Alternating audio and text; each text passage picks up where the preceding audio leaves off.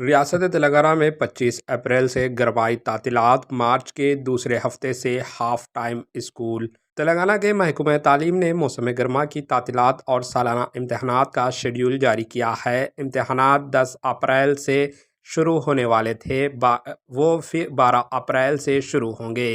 25 अप्रैल से 11 जून तक यानी तकरीबन 48 दिनों की गरमाइयों की छुट्टियां दी जाएगी। स्कूल 12 जून को दोबारा शुरू होंगे। दूसरी जानिब सूरज की शिद्दत की पेश नज़र मार्च के दूसरे हफ्ते आधा वक्त होने का इम्कान है। Bureau report, AHN news.